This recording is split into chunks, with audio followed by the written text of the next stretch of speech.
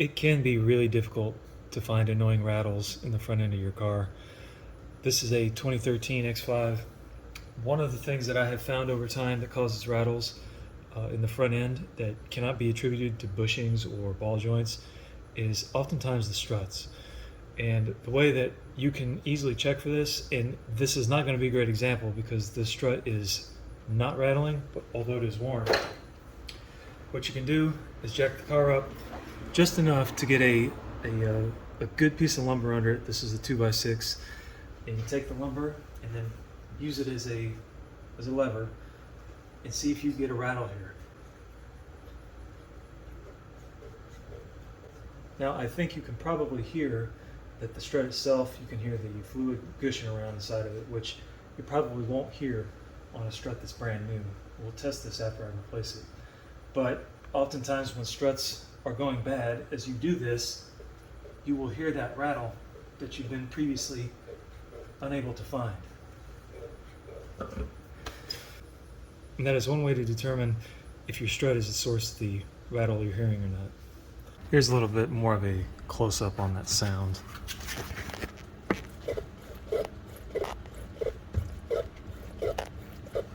Definitely got some wear on it. This car's got 105,000 miles on it. Time for new stuff. Remove the wheel. Now remove the upper ball joint from the steering knuckle. A couple of 16 mils. Pry this open a little bit, and you'll see it start to come out. There it is, unseated. Don't be afraid to use a pry bar. A little bit of penetrating oil, and you may want to relieve some of the tension on that ball joint by jacking up the lower part of the suspension. Remove the upper sway bar end link. Highly advise taking these two grommets out of this metal holder and then opening this compartment and taking these out of here as well, as once you remove the sway bar end link, there's really nothing to hold the spindle straight. So you don't want to have a whole lot of extra tension on those wires and things if you don't need it. Next, we're going to remove that bolt right there. 21mm socket and some ugga-duggas. I'm using the rigid R86 211 impact. Here's the bottom of the wishbone right here, where it would normally coincide with that bushing right back here. This is the, I guess, the bottom part of the strut assembly mount, and then that's the actual wishbone right there. Good time to check your ball joint. This one probably could be replaced, but you got to replace the whole arm to do it, and not prepared to do that at this moment. Once you get that bolt loose, you may find it's a little tricky to get out with all the pressure on the spring still. So at this point, if I was you, I would go ahead and add my spring compressors to the spring and start doing a little compression.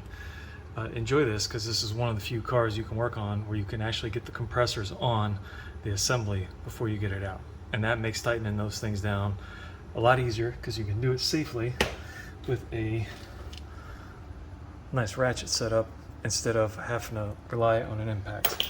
At this point, with our pressure relieved on the spring a little bit, you should be able to get the bolt out down here. That will let that fork drop down. Then you can take out this bolt right here, which holds the strut to the fork.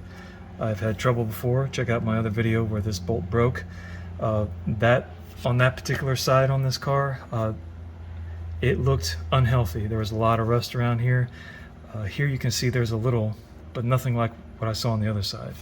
I was able to break this loose. It's an 18 mil with a trusty impact. No problem. If you do run into trouble and you accidentally break this bolt off, then I have a fix for you. Just look for my video on that. So we'll go ahead and take this out, pop this thing out of this fork, and then we'll take this assembly out, put the new strut in. To get to the strut mount on the top, first got to take these little guards off.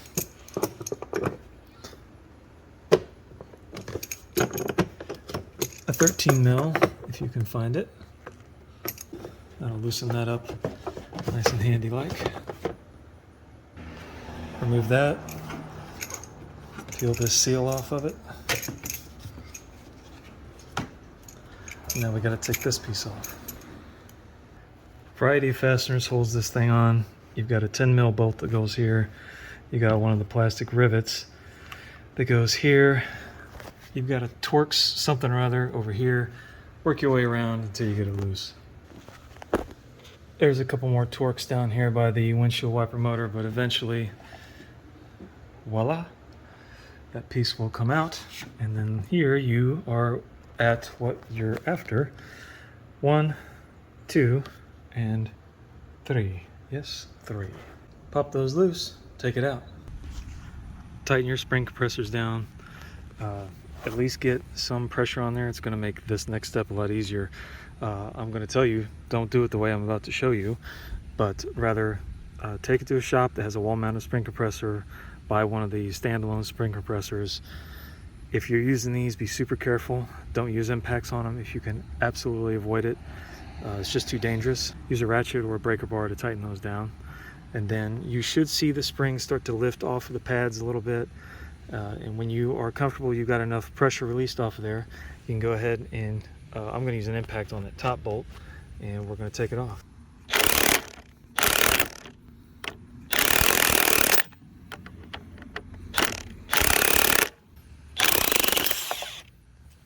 And that's it. Now we can take that guy out of there. Okay, next part is you're going to take this rubber seat off the old one, transfer it to the new one. It just pries up with a screwdriver. Be careful to not rip it, or just replace it. Okay, so here's our Bilstein all put in. Got the bump stops in and all that stuff. With the compressor still on, you can see that I've got that much of the top of the strut sticking through already, which makes it super easy to go ahead and get things started here.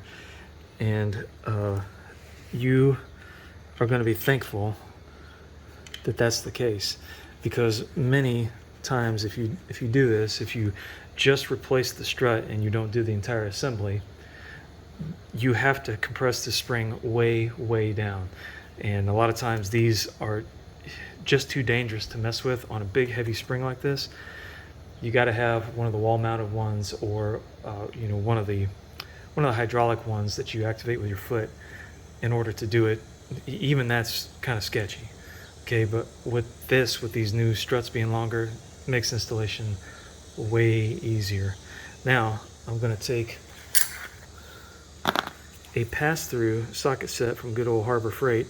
This is a 19 mil pass-through. I do not know what size Allen wrench this is. It's a metric, and we're going to go ahead and tighten this down. Try to avoid using an impact to run this down if you can. I have heard that sometimes it can ruin the valving inside the strut, and if you are paying $150 a piece for these or more, which is what I paid for these, you don't want to take the chance of ruining anything. Tighten it down pretty much as tight as you can go. You know, they're going to be anywhere from 60, 70, 75 foot-pounds of torque. Tighten it down as far as you can go with hand tools and call it good. What you don't want is anything to be loose up here. Okay, as you go along, make sure that this end of the spring down here stays butted up against the rubber stop down there. And when you get tight up here, it will almost instantly stop, and you will feel it. And from there, you kind of apply your final torque. Now you can take off your spring compressors, as we no longer need them. And now a quick check here. Got the top ball joint back in. I don't have this tightened all the way down yet. If you have trouble getting your top ball joint to go back into this part of the spindle here, take some sandpaper, clean off this part of the ball joint here before it goes into the hole. Just rub it around there, clean it off, and then I took a very small file, like so, a round file, and I reamed the inside of that at the top of the hole, kind of chamfered that off a little bit. That helped tremendously to get it started. Then to seat it, you just go ahead and put your jack right up under where that fork connects to the bottom wishbone there, and jack this thing up. And as it is going up, try to tap down on this with a rubber mallet, which is what I did. Keep prying this part open with a pry bar, and the higher you go, the more pressure gets on there. Keep tapping, it'll go down. There is a groove in that ball joint that you've probably seen. When that gets down low enough, then you can slide your bolt through and you know it's in the proper position. And make sure you get this thing back in, the sway bar end link. Make sure you get that guy back in. Make sure that it is seated all the way. The strut is seated all the way in the bottom of that cup like so. And then you've got that bolt right there. And friends, that's about it. Remember that when you are tightening down any kind of bushing, like we're going to do here on this one, we're going to want to do this when the suspension is on the ground and settled in to drive height. Okay, so go ahead and do that. It's a pain, it's difficult. If you've got ramps, that makes it a lot easier because you can just drive this thing up on ramps and then you've got a lot of room under there to work with. If you're working with jacks like I am, you're going to have to either just put it down on the ground on the tires and let the suspension compress, or you're going to have to compress it with a floor jack like I am here and then tighten it down, okay? Here's one other thing that happened to me that I was not expecting. So if you wind up taking your upper ball joint loose from the spindle, that's going to allow this whole spindle to lean out, okay? And as it leans out, it's going to pull the CV axle away from the front diff. And these CV axles are not really held into the front diff with anything other than just kind of a friction fit. And mine had pulled out, and I pushed it back in now, but it was loose. You could tell it was connected to nothing. Before you go and say you're done with everything, grab this, shake it. If it feels wrong, it's wrong, okay? And you're going to want to get in here and just push real hard, and you're going to hear it thunk right back into the diff. Don't forget to do that. Check it. Mine is clearly, it's tight now. You're going to have a little wiggle. That's not what I'm talking about. If it's really wiggling and loosey-goosey, and you'll know. Okay, so now after all that work, back to where we started. Let's do a little check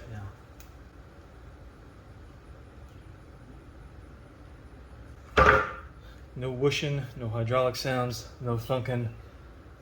That's what it should do. So that's how you check it, that's how you change it. Some things to watch out for in my other videos, and good luck. If you have any questions, let me know. Thanks for watching. Would it kill you to put some paint on it? Just put some freaking paint on it.